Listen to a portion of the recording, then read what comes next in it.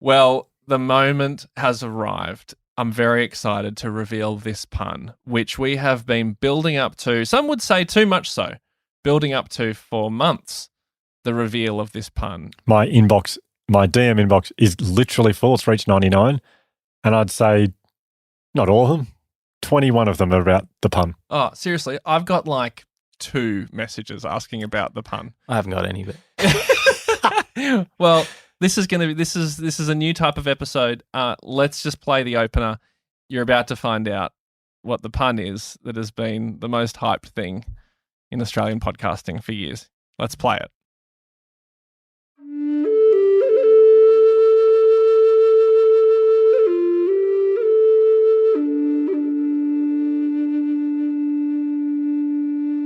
The Imperfects presents a very special episode.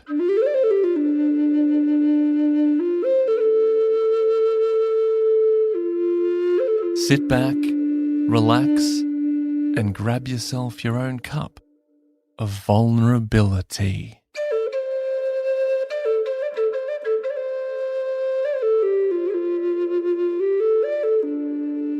This is the Vulnerability House.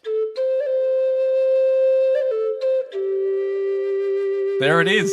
Wow, I feel electric. Like, it feels exciting to have it out there finally. It's been really hard keeping the secret. It's a really good pun. Well done. Well done. I mean, we've known it was coming, but even hearing it in that context is like, I'm very stoked on that pun. Yeah. You know, like it just works. We clearly have an outstanding pun. Yes. And almost, it was like the pun came first and we had to come up with an activity off the back of it. Yeah, So it's like they would say, what goes well with a good pun? Actual content. yeah, and so Damn. and so we were really keen to be able to provide more content and more episodes for everyone.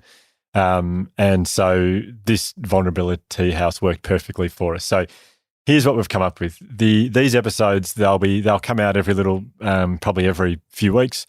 Vulnerability House will be their name, and this is the activity. Well, should we explain why vulnerability is good? Oh, good idea. We should. That's sort of, I guess that's pretty helpful. So I think a lot of people think vulnerability and think like it's a weakness when you're vulnerable, when in fact it's actually a great strength, because vulnerability is what leads to authentic connection. Vulnerability is when you take an emotional risk, really, or it's that feeling of uncertainty that comes with being outside of your comfort zone.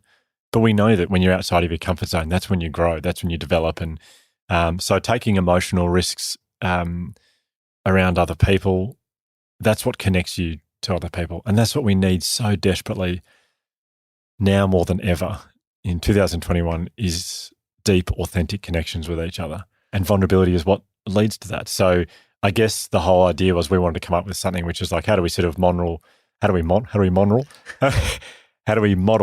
vulnerability to encourage other people to sort of do it. So we came across a whole lot of questions. They're kind of like deep life questions. Yeah.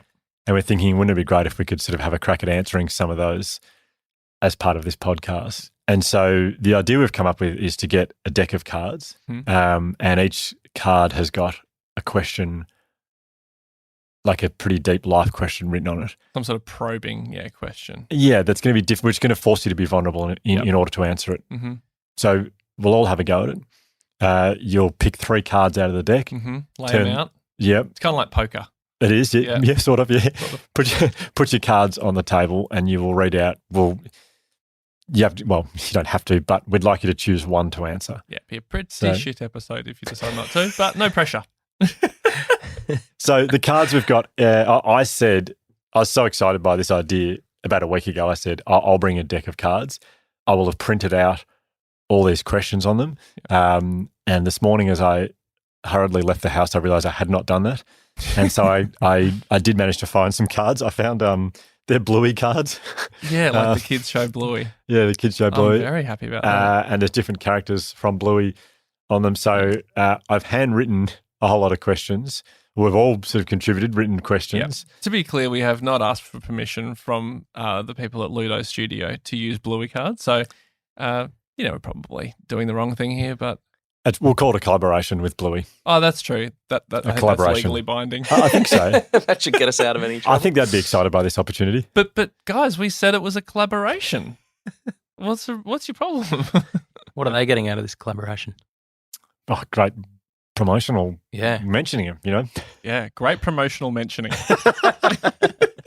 They're getting a I promotional can see why mention. they're into it. They'll be wrapped. They'll be wrapped to that. Want to do this at home. You don't have to have Bluey cards. They could be any cards or any way you want. But our idea is 3 cards on the table. You choose a question that you're going to answer. And the idea is it's going to force you to be vulnerable. And that will sort of, I guess it's kind of like encouraging deeper connection. Yep. And I feel unbelievably nervous about this because, which is a strange feeling because I don't get nervous doing talks and I do talks every day and I don't get nervous doing this podcast. I feel very nervous here because who knows what cards will land. I've seen a couple of them and they terrify me. Yeah. But I also feel pressure that I need to, for content, not going to answer these.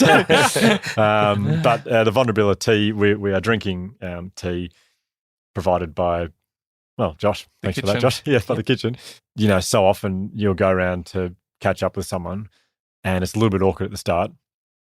And then you drink a tea and it's sort of, I don't know, it kind of just, you feel a bit more relaxed or less awkward when you got a tea in your hand and you sort of open up a bit. And you chat. Yeah, and you chat. Yeah. I mean, I don't drink tea. I drink coffee, but I am today. So today we're forcing you to be vulnerable and to drink tea. This is your worst nightmare. Yeah, yeah. I mean, and also there's the pun, Vulnerabilitea house. You know, Vulnerabilia coffee is just not as good, you know. Vulnerabilitea. Vulnerable beer. I mean, that's not such a bad idea. Doesn't sound as good. Might be a nice thing to do at some point along the journey. We can change it up and have a vulnerable beer. Yeah. I mean, you can just have a beer if you want. Vulnerability. Vulnerability.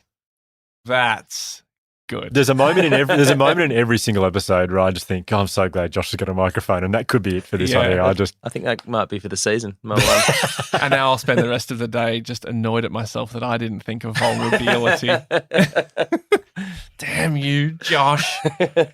Okay, well, let's see these cards, Hugh. Yeah, so I'll lay out my cards now. Yep. I'll choose one, and I'll drink a vulnerability while I am vulnerable. This feels like now a pun party, but I mean, you could get some friends together and have a vulnerability party. Vulnerability party. Yeah, Like a swingers party. Like a swingers party. You put your keys in the bowl. That is vulnerable. Yeah. I mean, if you wanted, that's an option. But we're not doing that yet. You know, maybe if we need a rating spike down the line, we do a vulnerability party. But now it's just a vulnerability house. It doesn't have to. So when you catch up with your friends to do this, it doesn't have to be tea. It could be beer, whatever. Yep. It doesn't matter. Yep. The vulnerability is the yes. key. So to speak. So we've got the Bluey cards here. I'll draw 3 cards. Yep. I'll read out the options At random, and then I will choose one to answer here. All right. For everyone to listen to. Should we play some get back to the tea house music again, maybe, Yeah. Josh? Yeah, okay. that'd be great. Okay. Oh, very nice. There we go. Gosh, I feel more vulnerable by the note. I'll load the 3 cards and I'll read them out. Yep. Right. Okay. Oh, God. Okay. There we go. My 3 options are, number 1, what did it take you too long to learn about yourself? Good one. Good question. Number 2, when you look in the mirror, what's the first thing you check? Oh. Number 2. God. And the third one. That one makes me squirm a little bit. I'm glad I'm not doing it today. Question 3, option 3, I should say. In what part of your life do you feel lonely? Oof. Great. Some lighthearted reading. Yeah. I'm so nervous. Okay, so you choose. Okay, so you have to. Do you want a bit of time? No. Is there anything jumping out? Yeah, it has, because at the end of this year, I'm going to do the same way you did an episode. I'm going to do an episode this year. And the first one there, what did it take you too long to learn about yourself? I feel like that'll be a big part of my episode. So I'm going to park that one for now. Okay. So I think I'm going to go with when you look in the mirror, Oof. What's the first thing you check? Okay, great. Oh, well, that's amazing. You're going to do that one. Well, I think everyone will relate to, maybe not the body part that I look at or check first, whatever it is. Should we put a warning on this episode? The reason I'm choosing this one is I feel like this will be relatable, and a lot of people, I think everyone, when you look in the mirror, there's something you just look at. And because of this negativity bias, we have this heavy negativity bias. You might have really nice teeth, but you don't look in the mirror and go, have a look at my teeth. They are just lovely. Like you look at the thing you don't. To be honest, I do. Okay. But I had braces and headgear and a plate, and I had the lot. So they should be good. So I'm going to do this because I think it's quite relatable. I hope. Anyway, we'll find out. So here we go. First cup of vulnerability. Cheers. So the answer to this question has changed recently. It used to be for so long in my life, and we've talked about this a fair bit on the podcast. Yeah. Was my hair. Your hair, yep. Yeah, it's not. It's actually changed, but it was my hair. So the first time since this is a fresh cup of vulnerability. It is. Yeah. It is. I feel so funny saying this. When I look in the mirror, the first thing I check is my stomach. So my gut. Yes, okay. Now, I feel like this might be quite common, but this is a strange thing. Like, I've never done that before, ever. I'm 40 and I look at my stomach. It's the only thing I look at. Like, wow. And I think, and this is a weird thing that's happened, but like, I never used to care about it. I never even noticed it. When I played cricket for, synchronized tea drinking. Very good. Well, this is the tea house. That's good. It's good podcasting. So for very many years I played cricket, and when I stopped playing cricket, I was like, I need something to compete. I need something to do. And I took up running. Yeah. And I got right into running, and my body shape changed dramatically. Mm-hmm. I went from being 82, 83 kilograms to 72, Whoa. 71 kilograms now. And you're about my height. We're about the same height. Yeah. Yeah, that's okay. Wow. And so I'm the fittest I've been probably ever right now. Mm-hmm. All right. Is that it? Well That's done. it. Thanks, guys. I'm it's really hard to say it. I'm feeling good right now. I'm feeling fit. I'm feeling great. My hair's good again. That's it. Okay, sorry. No, I don't mean to. Okay, No. So your tummy. But all of a sudden, I've become obsessed with, I think obsessed is probably the word, with like how my stomach looks. And it looks like I'm noticing.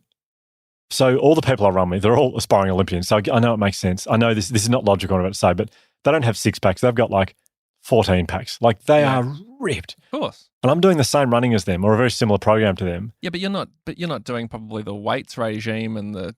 No, I know it doesn't make sense, but I can't stop. 1,000 sit-ups a day. But you're also not a 22-year-old female Olympian. Yeah. Which is. Or are you? Well, that would be a great reveal. That's a better tease than the pun. But I can't stop obsessing over the smallest amount of fat around my stomach. Like, okay. Wow. And I go, why don't I have that stomach like that a 22-year-old female has? Or I see the guys that we run with. So I compare myself to guys. Ridiculous amount of abs and like, but I don't have that. I think because I'm 40 and I don't do weights. I don't do the stuff they do. But I've just to stop you for a second, your stomach is in better condition than it was. Like having seen it, you're in better condition than you were a few years ago when you presumably weren't thinking about it. Didn't bother me in the slightest. It didn't bother me in the slightest. And now I do this thing running, which is like, you exercise, you feel happier, it's great for you. I've actually become obsessed with my body for the first time in my life, age 40, because of running. Because you're comparing yourself to... I think I'm comparing myself to other people, but I also like at a shower, just look straight at my gut straight away. And I'm like, is it because you're doing so much exercise and you're not happy with the results? Maybe. But just to be clear to people, I'm not looking at going, God, look at that. That's awesome. I don't think that. I'm like so critical. Yeah. I'm so critical of the way I look. Right. I've never had this before. I've never had this ever. You still enjoy exercise, like running? Oh, so much. I love it. And the benefits far outweigh the negative side of it. But I'm also slightly not worried, but aware that we have a history in our family of like eating disorders. I got no problems with food. I'm still eating really healthy and all that kind of stuff. But does it still, I mean, and again, I'm slowly veering out of my lane, but would that still be considered like, because body image issues are just as prevalent, maybe not just as, but very prevalent in men as well as women. But is that like, would that be considered like a body, even though a very slight one, but a body image thing? I don't even know. I deliberately have avoided reading much about disordered eating because of Georgia, but But for me, there's this weird thing of like, I'm so unhappy with the way my stomach looks. Oh, I totally get it. As you know, I've been running quite a bit recently. Yeah. And I just assumed nothing had changed with my body. And then I jumped on these scales. I've got these scales that show you fat percentage. And I noticed that my fat percentage had gone down by about 10%. But I reckon I look worse than I did before I started running. Wow. And I'm fascinated to know if that's something that, because we've obviously got a history of eating disorders in our family, if you and I have some kind of genetic thing where there's a disconnect between the facts and the figures and what we see in the mirror, or if that's just something that everyone out there feels. Yeah. I mean, that's body dysmorphia, isn't it? When you see something which is totally different to what other people see, I guess, in your body. Yeah, and I know it's a really common problem these days. It's a growing problem, but I just don't know, because I've always felt like that. Never really been that happy with what I see in the mirror, but I was wondering if that's something that we're genetically predisposed to, or if it's something that everyone out there feels. Yeah.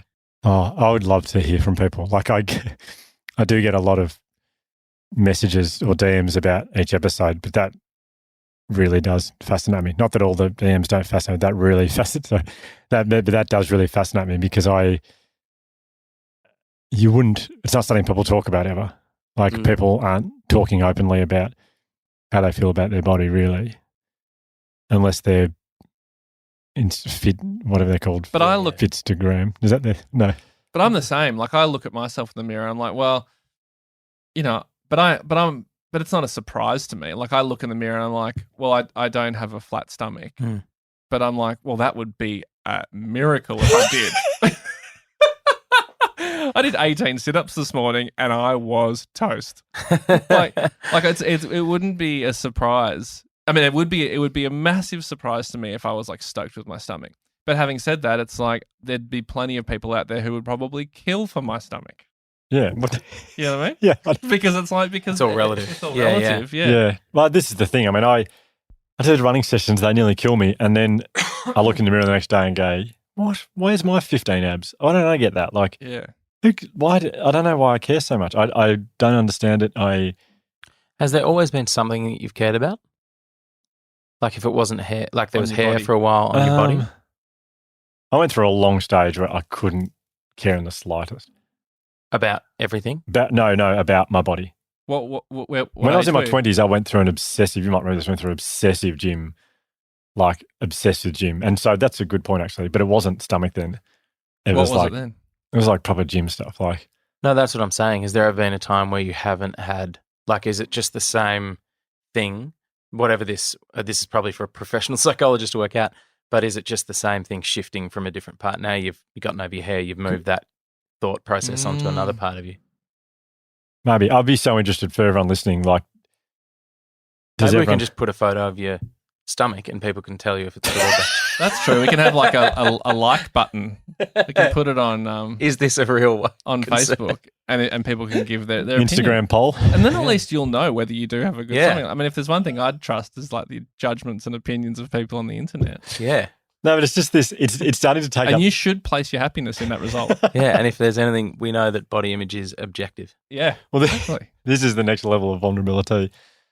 But it's just this. I don't want to worry about it. I don't want to care about it, but I do. And to answer your question, Josh, I feel like I've gone through a long stage of, I'd say 30 to 40. Of I don't like. Yeah, my hair's been not ideal, but it hasn't been a huge stress for me. It's just something I manage. But this is a new thing that I've never really experienced before. And it's only the last, I'd say, few months that I just... Well, there's so much inside me that's saying, fix him, help him. Yeah, that's not what it's about, though, is it? That's not. But I know that like this episode will take years, if not. Yeah, there's so many questions to come out of forever. It. So I think, I mean, this is the first time we've done the vulnerability house. God, got to get better at that. So I mean, how do these end? Yeah, do we need it's almost like you need a mantra at the end, like, thank you for sharing your... Yeah, thanks for your vulnerability. Because that's okay. Unless you want to keep going. No, I was just about to say, I feel really good that I've just talked about it. Well, that's right. What the vulnerability house is for, to feel better about our shames. Should I take my top off? Yeah, I'm desperate to see that tummy. Anyway, Well, thank thanks. you for Thanks you. Thanks. Yeah. No, thank you for letting me share. And episode 1, the Vulnerability House. One of you will be up in the next. I think Yeah. I'll be next. Okay. Yeah. Very I good. think So I'm as you happy can see, everyone, these are short episodes. It's just a little get you to work type episode. Yeah. Cheers. Cheers. Good stuff. Cheers to vulnerability. Yeah. I think it's done well enough to go another episode, I hope. Well, it was your episode Yeah. for us to judge. Yeah. Topless photo on Instagram coming soon. Thanks for listening, everyone. Of you. Let's cue the music. Of you. Goodbye. Have a tea. We'll see you soon.